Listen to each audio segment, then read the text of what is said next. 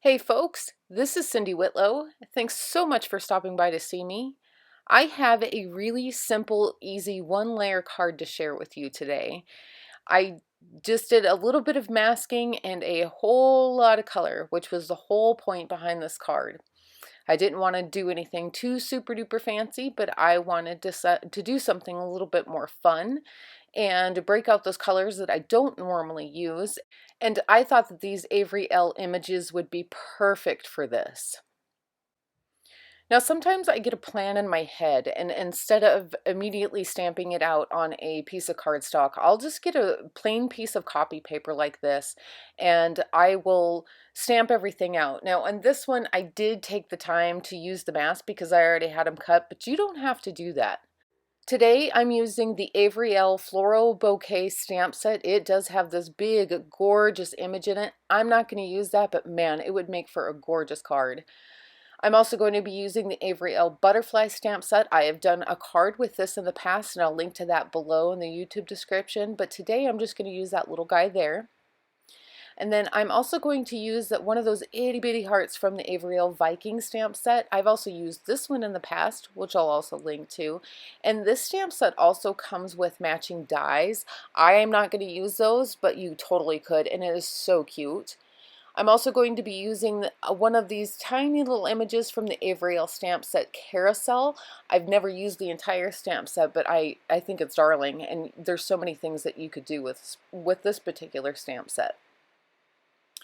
So I'm going to use my Misty today simply because it's so much easier. And I have my Nina Solar White 80-pound cardstock cut down to 4 1/4 and 5.5 inches.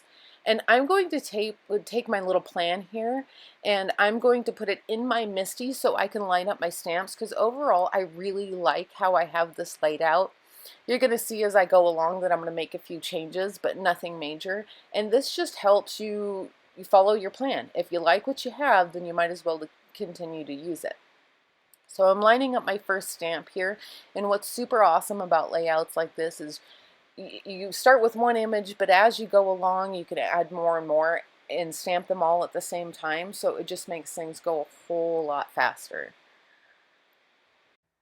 So I put my little Flutterby on there, and then I took it off because I realized that I was going to be moving a couple of those other images over, and that would have just gotten in the way. So I'll wait on that. I'm also going to use my favorite things, Black Licorice Hybrid ink, because I knew from the get-go I was going to be doing some Copic coloring, and this is one of my favorite inks for that. One of the beautiful things about the Misty stamping tool is if you don't get a good impression the first time, you can always ink it up and stamp it again. However, my problem is sometimes I don't always remember to push my card panel back down into the corner. So I'll go to stamp it again and I'm a little bit off and it bums me out. But I'm just going to keep rolling with it. So my masks I made out of full stick Post-it notes. So these are so awesome because you can stack up 2 or 3 at a time. Stamp your image on top and then cut them all out at one time, and it saves loads of time. So I'm just moving along here. I'm lining up my images for my plan and stamping those and then masking them off as I go. And as you can see, I shifted some of those over so it doesn't completely follow my plan, but that's okay because this still gives me an idea of where I'm going, and I can still change things up if I want to. Now at this point I've kind of stopped using my Misty and I'm just hand stamping everything. These little images, it makes so much more sense to do it that way than to always use the Misty. But I also like to leave it inside my Misty because then I can make sure that my card panel is not going to shift on me. I went through all that stamping really fast, but as you can see, it's really close to what my plan was originally. Alright, so now I'm getting out my Copics, and I decided to color all of my flowers in the B21, 23, and 26. Now, I gotta be honest, I rode the struggle bus a little bit on this. I don't know what the deal was. I just wasn't getting the blending that I wanted. So I do end up bringing in another color, which you'll see here pretty soon. Right now, I'm just mapping out my shadows. I am not at all thinking about a light source in particular. I am only thinking about where I want my shadows and where I want my highlights. So I've got my lightest color, which is the B21, and I'm mapping out from the center of the petal out towards the edge of the petal, but I stop. On some of them, I stop about halfway through the petal, and on others, I maybe go up about a quarter of the way, like on that one right there. And then also the way that this image is drawn, there's these dips in the tips of most of these petals. So I'm going to play that up because I really love folds in any flower. But these in particular, I think it helps them stand out quite a bit more. Now I'm going in with my darker color. Most folks will go in with their mid-tone before they go in with their deepest shadow color. I don't. I usually just jump right in with my darkest and then work my way back out to my lightest, which would go from B26 to B23, which is what you see here, and then back to my B21 and start blending everything out really well. Most of the time that'll work out just fine. Maybe that's the problem I have this time. I don't know. But by the time I started trying to blend all this out, I just wasn't happy with it. So as you can see here, I have a B69. This is the darkest blue that I actually own. You could maybe go a little bit darker or maybe even a little bit lighter, but I really wanted to kick this up and go pretty deep. Now, what ends up happening when I do this is that the center of that flower ends up really dark and you cannot see those black lines. I'm not going to worry about that right now because when I go to finish off the card, there's a couple things I can do that's going to help make those pop out again. Plus, I'm not done blending. I'm working my way back to my lightest color. So at this point, I have B69, B26, B23, and B21. And I am so much happier with how this turned out. Usually I decide to do my flowers in several different colors, but this time I decided to do them all the same color. So I finished coloring all those in, and now we're going to move on to the leaves. And this is going to go really, really fast because it's a really simple coloring, really simple shading. I also decided to go with a more true green for my leaves this time as opposed to a yellow green like I normally do because I thought that that would go so much better with the blues that I chose for the flowers. I showed you a G17 and a G19 on the screen. Forget that. Pretend you didn't see that. Because I actually end up bringing in a YG67, which is really dark and it doesn't have a whole lot of yellow tone to it. It blends in with those greens perfectly. I'm doing the dark on the tips, dark at the base, and then highlight in the center, and it makes those leaves look curved. Now I'm going to use YG03, 07, and 17 to color in those little tiny leaves. And this is the same principle. I'm going darker at the base of the leaf, darker at the tip of the leaf, and then I'm going to leave my highlight in the center. I also end up bringing the YG67 in on this one because I wanted them to be a little bit darker, and I needed it to look like it, because it's underneath those most of those flowers, I wanted them to look like there was a shadow in them. But to be honest, folks, you could actually just get away with maybe the YG03 and the YG67 because these leaves are so thin and so small that you probably wouldn't notice more than two colors. And as surprisingly enough, the YG03 and the YG67 on an area that small will blend pretty well, and you wouldn't even notice that you didn't have three colors. Alright, so we are going to move on to those teardrop shaped flowers, I think, or you could even color these in green if you'd like, but I wanted them to look more like a flower. And instead of bringing in more blue, I decided to bring in a red-violet color family, and my most favorite red-violet color family ever is this one right here. It's the RV 63, 66, and 69. I'm not 100% convinced that this really goes that well with this blue, but I don't know, I think almost every card I make probably has this color family in it, so why not? Why not try it again? So I just went at the tip with my, my lightest color, which was the RV63, and again, I come in with my RV69, which is my shadow color, and I'm going to blend that out a little bit with the RV66, and then I'll go back over everything with the RV63 So it looks like that teardrop is more rounded. And then, so I don't bore you all to tears, I'm just going to show you this one, and then I'm going to finish coloring the rest of those in off screen. So now we're going to move on to those little berry things, and I couldn't quite decide what color I wanted to do these.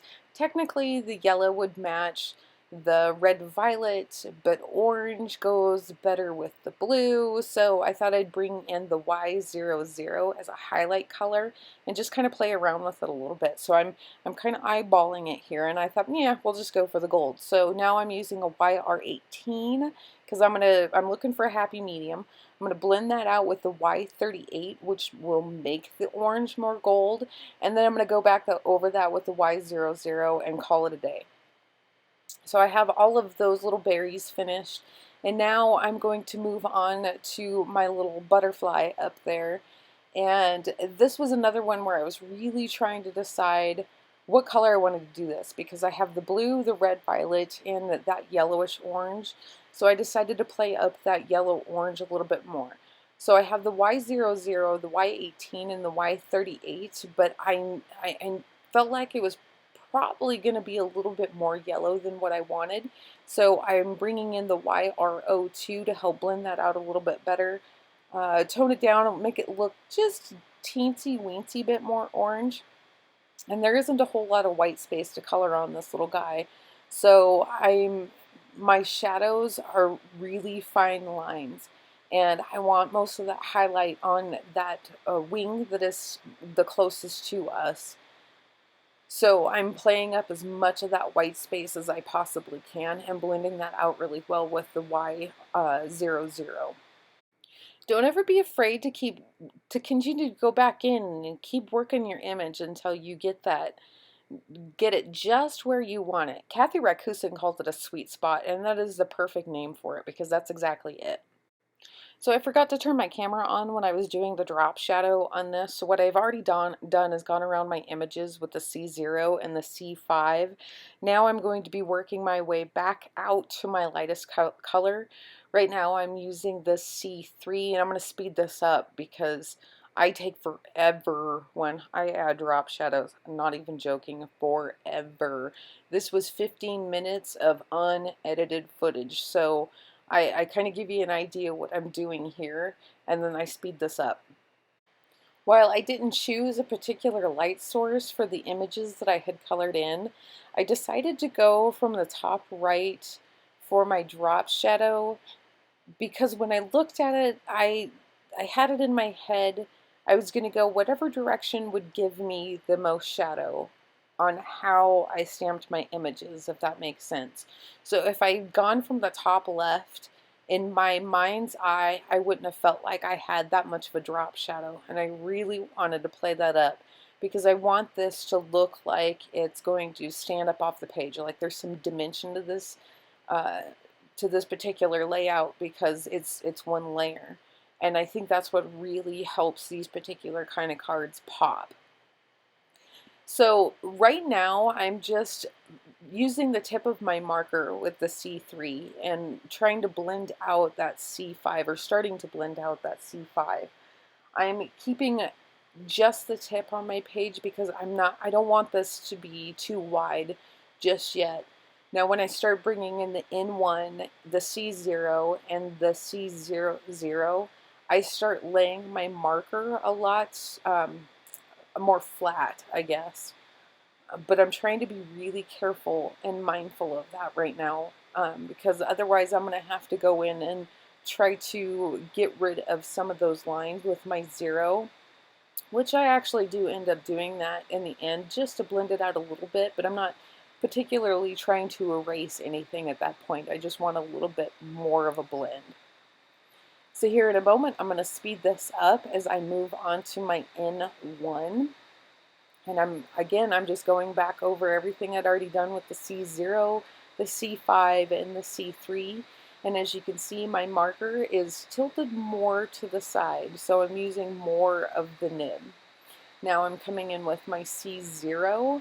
Even though that's the color I already started with, I need I need to use that between my N1 and my C00 in order to get it to blend correctly.